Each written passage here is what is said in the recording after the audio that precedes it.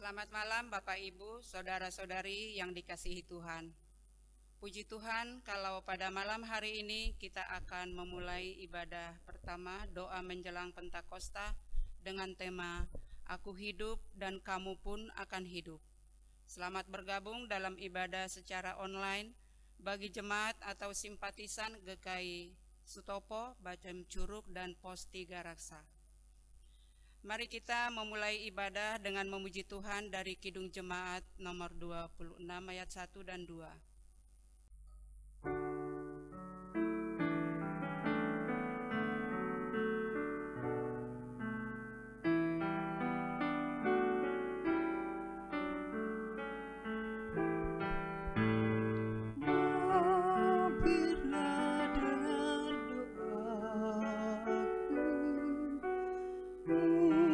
Yesus penebus,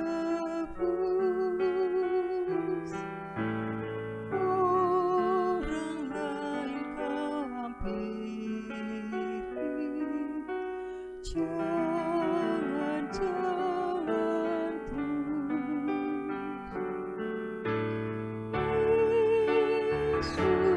Yesus Tuhan, dengar doaku.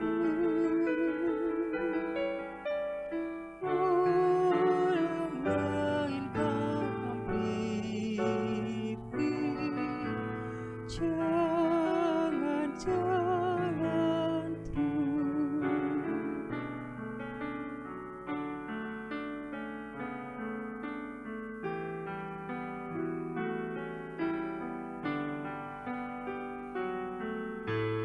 Di hadapan tata Rahmat, aku menyembah, tunduk dalam penyesalan. Tuhan tolonglah.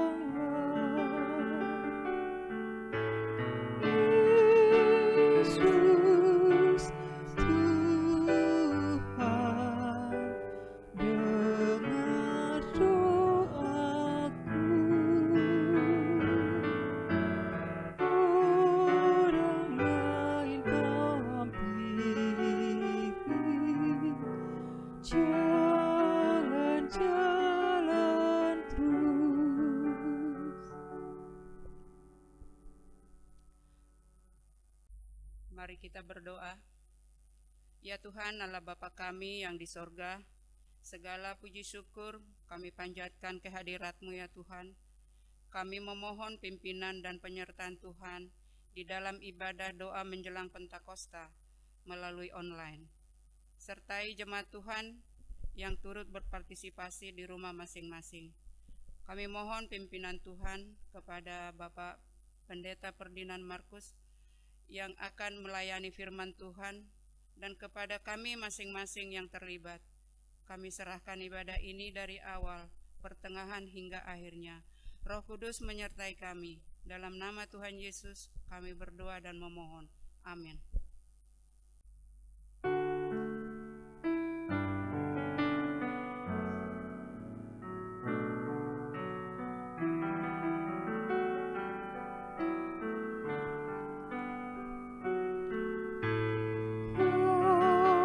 Sumber penghiburan, Raja hidupku, baik di bumi baik di surga, siapa bandingmu? Yesus Tuhan, dengar doaku. Orang lain kau hampiri, jangan jalan terus.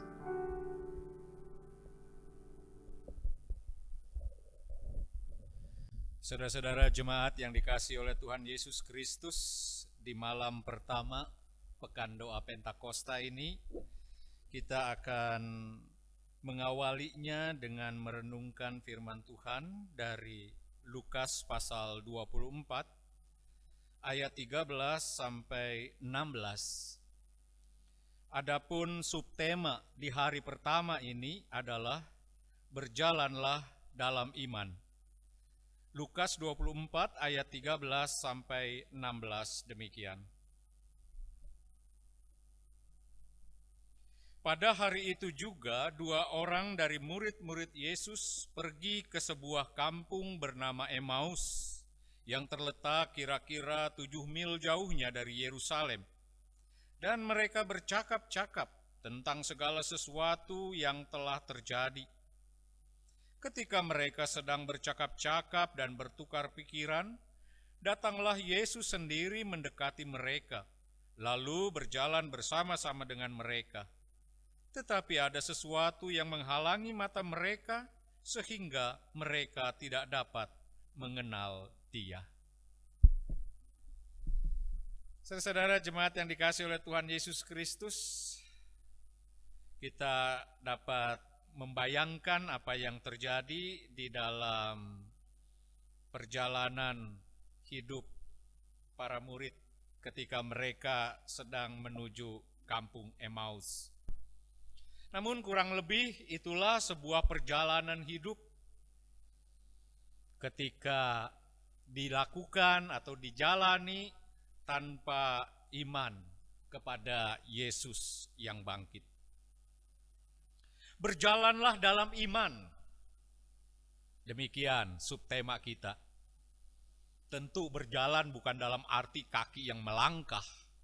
Berjalan dalam arti menghidupi kehidupan dengan iman. Hidupilah hidupmu dengan iman. Saudara yang dikasihi oleh Tuhan Yesus Kristus, ketika para murid ini atau 2 orang murid ini sedang menuju Emmaus, kita melihat bagaimana wajah mereka begitu muram. Bagaimana mereka sedang dirundung oleh satu kesedihan. Bagaimana mereka kelihatan sekali sebagai orang-orang yang awalnya punya harapan besar, namun pada akhirnya harapan itu kandas di jalan. Mereka sedih, mereka duka, mereka tidak tahu lagi harus bagaimana menjalani hidup ini.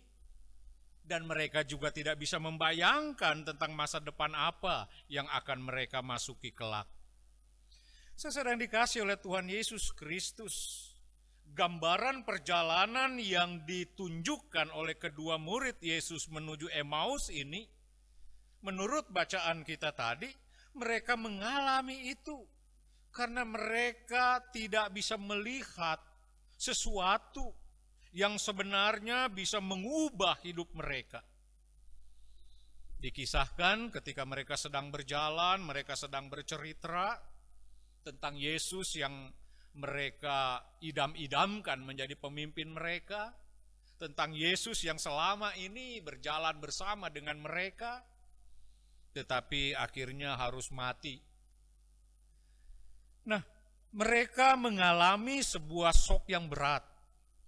Sehingga ketika ada seorang atau satu pribadi datang bergabung dalam perjalanan mereka itu, mereka melihat, mereka tahu ada yang hadir dan bergabung, tapi kata bacaan kita, namun mereka tidak melihat bahwa itu adalah Yesus yang bangkit.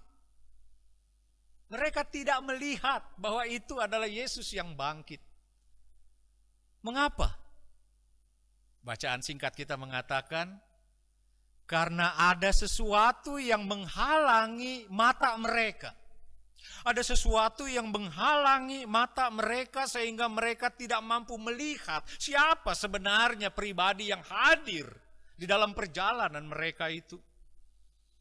Saudara yang dikasihi oleh Tuhan Yesus Kristus, apa sebenarnya sesuatu yang dikatakan itu? Yang menghalangi mata mereka, yang membuat mereka tidak bisa melihat bahwa pribadi itu adalah Yesus yang bangkit. Sesuatu itu adalah ketiadaan iman akan Yesus yang bangkit. Apa yang ada dalam pikiran dan hati mereka tentang Yesus tak lain tak bukan adalah Yesus yang sudah mati. Yesus yang sedang terkapar di dalam sebuah lubang kubur. Yesus yang sudah tidak bisa apa-apa lagi. Yesus yang sudah tidak bisa diharapkan lagi. Yesus yang sudah tidak mungkin lagi menyentuh kehidupan mereka. Memang mereka mendengar bahwa kubur itu kosong, itu cerita dari para murid yang lain. Tetapi itu hanya isu yang bagi mereka belum tentu benar. Nah, saudara yang dikasihi oleh Tuhan Yesus Kristus, inilah yang membuat mata mereka tertutup. Karena bagi mereka tidak mungkin kalau Yesus sudah mati masih berjalan bersama dengan mereka. Karena mereka belum dikuasai oleh iman terhadap Yesus yang bangkit. Baru di bagian akhir ayat perikop kita ini, mereka pada akhirnya diubah, disadarkan bahwa Yesus yang bangkit itu ada bersama dengan mereka. Barulah mereka pulih dari hidup yang terpuruk, dari duka citanya, dari kemurungannya, dan dari kemuraman mukanya. Mereka diubah. Nah, saudara yang dikasihi oleh Tuhan Yesus Kristus, apa yang mau kita tarik dari kisah dua orang murid Yesus dalam perjalanan Emmaus ini? Intinya jelas dan tegas. Bahwa dalam menjalani hidup ini perlu iman. Iman kepada Yesus yang bangkit. Tanpa iman, sama seperti dua murid tadi, tidak bisa melihat Yesus. Tentu kalau kita bilang melihat Yesus itu bukan berarti menangkap suatu sosok. Melihat dalam arti merasakan, mengalami kehadiran dan penyertaan Yesus yang bangkit di dalam hidup mereka. Kalau kita melihat Yesus berarti merasakan, mengalami kehadiran dan penyertaan Yesus yang bangkit dalam hidup kita. Ini perlu. Tanpa iman kita nggak bisa menangkap kehadiran Dia. Albert Einstein dia pernah mengatakan begini. Seorang yang matanya tidak terbuka terhadap misteri, sesungguhnya orang itu tidak akan pernah melihat apa-apa. Sama. Allah, Tuhan, Yesus yang bangkit adalah misteri. Tanpa kemampuan melihat itu, maka semuanya menjadi gelap. Jalan menjadi gelap, masa depan menjadi gelap, hati menjadi gelap, pikiran menjadi gelap, mata menjadi gelap, dan semua hidup menjadi kacau.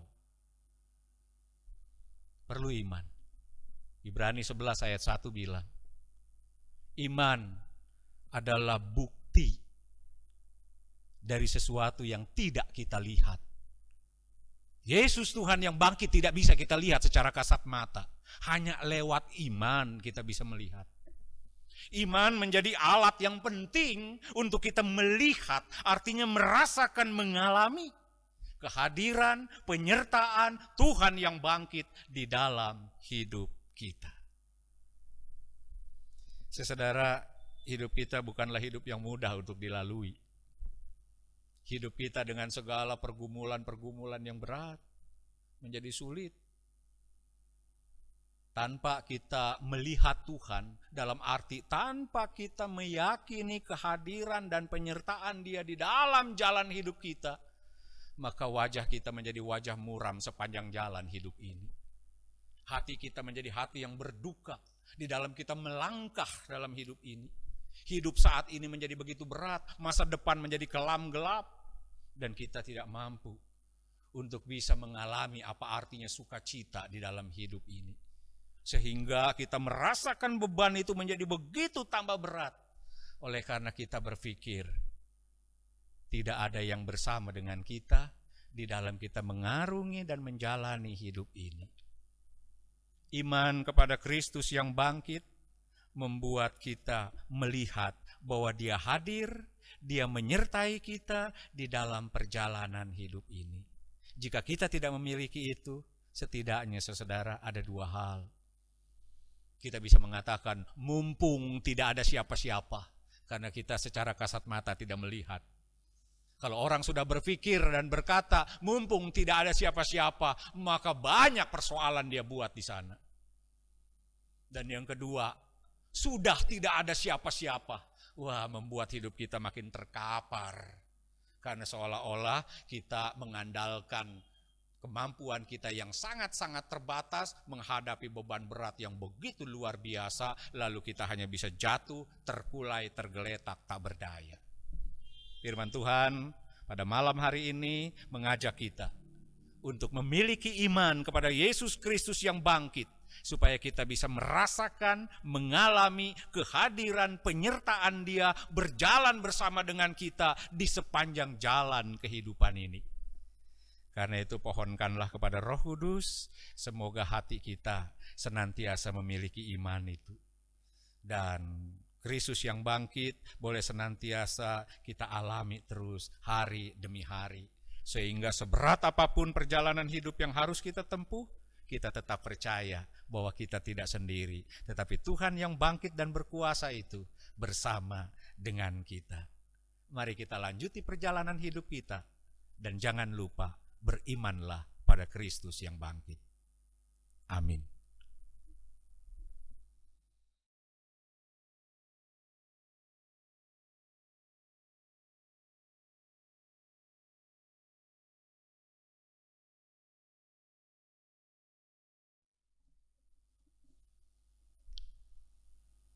Kita akan masuk kepada beberapa pokok doa.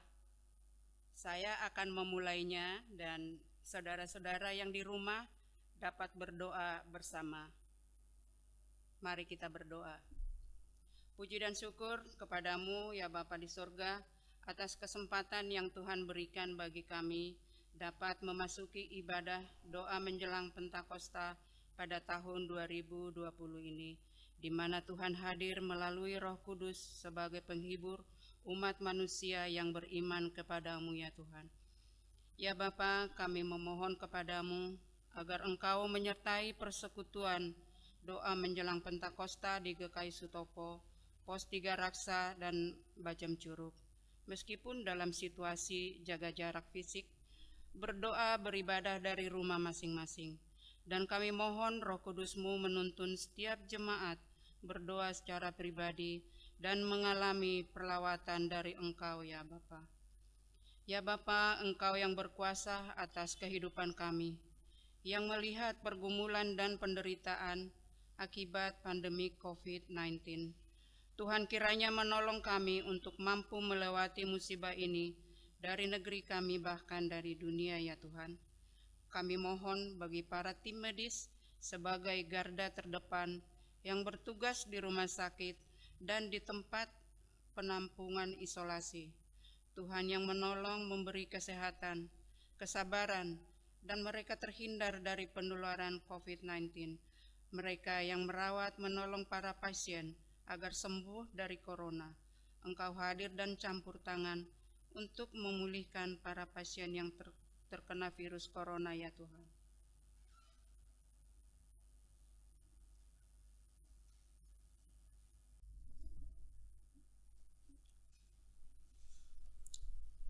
Ya Tuhan, Allah Bapa kami di surga, kami berdoa untuk para tenaga ahli yang berupaya untuk menemukan vaksin antivirus COVID-19.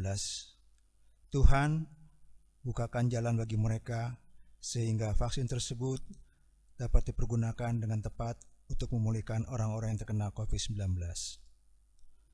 Ya Allah Bapa di surga, kami mohon pertolongan-Mu ya Tuhan, di saat jemaat-Mu mengalami pergumulan hidup. Engkau menguatkan iman dan membukakan mata rohani jemaat agar merasakan kehadiran Yesus dalam menghadapi berbagai persoalan hidup dan tetap berpengharapan pada Yesus. Ya Allah Bapa di surga, ajar kami untuk tetap percaya dalam iman kepadamu sehingga segala ketakutan, kekhawatiran dapat dikalahkan dan hidup kami selalu melayani dan memberkati baik dalam keluarga, pekerjaan, dan yang lainnya ya Tuhan. Terima kasih Bapa di surga. Inilah doa dan permohonan kami Tuhan yang kami alaskan di dalam nama Tuhan kami Yesus Kristus.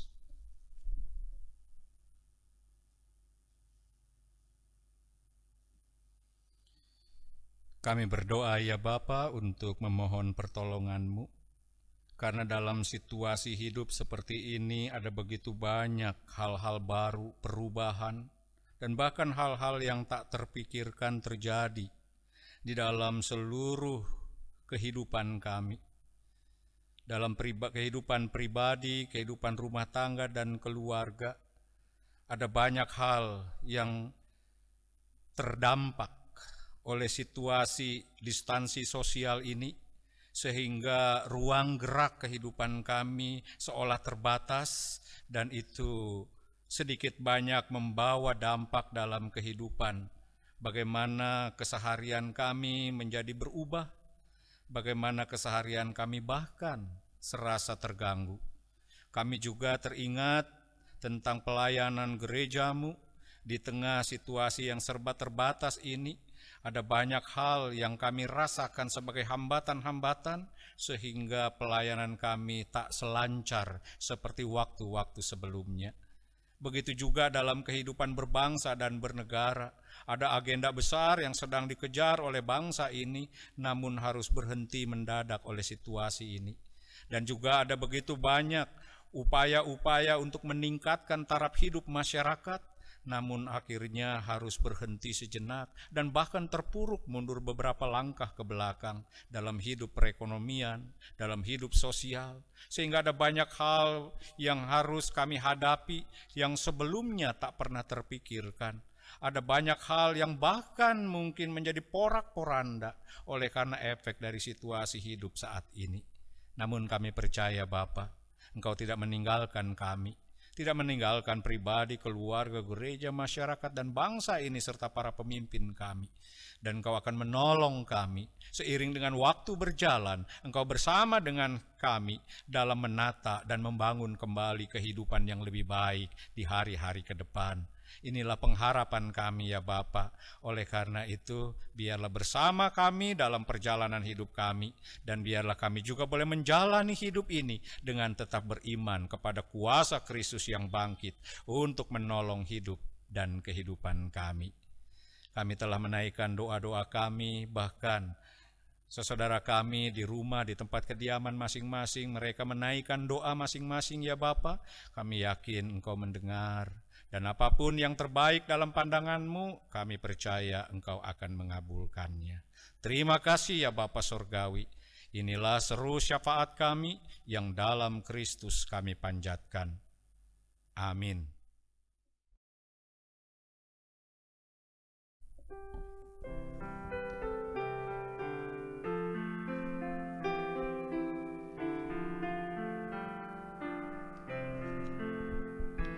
Ya Tuhan, bimbing aku di jalanku,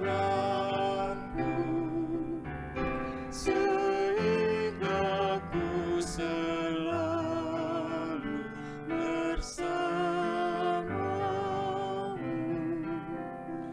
Engkaulah ku melangkah setapakku, apabila kau tak ada di sampingku.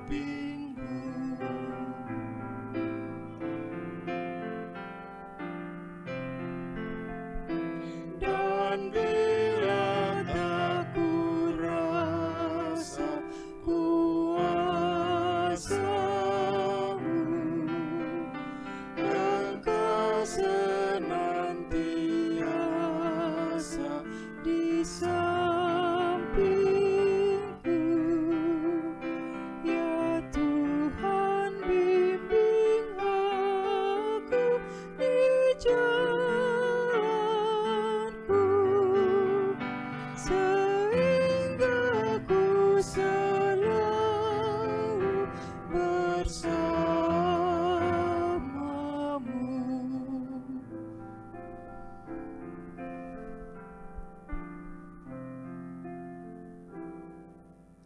Saudara, sebelum mengakhiri ibadah pertama di dalam rangkaian Pekan Doa Pentakosta ini, saya juga mengajak saudara bisa mengambil waktu di luar jam ibadah ini bersama dengan keluarga atau pribadi untuk menaikkan pokok-pokok doa yang sudah saudara siapkan dengan mengambil waktu yang sesempat saudara di rumah. Mari kita akhiri doa pertama kita dengan kita menutupnya di dalam doa dan berkat.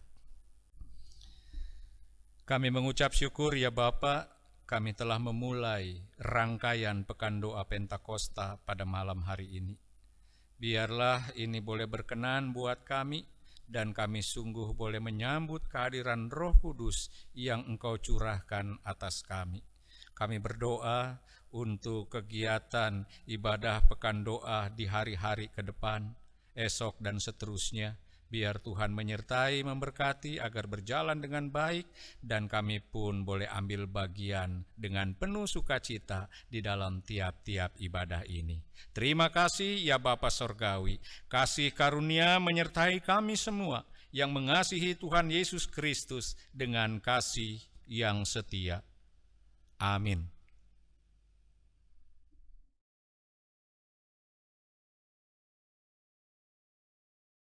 Ibadah doa menjelang Pentakosta telah selesai. Terima kasih kepada Bapak Pendeta Vince Ferdinand Markus yang telah menyampaikan firman Tuhan, dan kepada tim multimedia, song leader, dan pemusik yang telah memfasilitasi ibadah ini. Jemaat diundang untuk kembali hadir pada ibadah kedua doa menjelang Pentakosta pada malam hari pukul 19.30 melalui online. Terima kasih, Tuhan memberkati.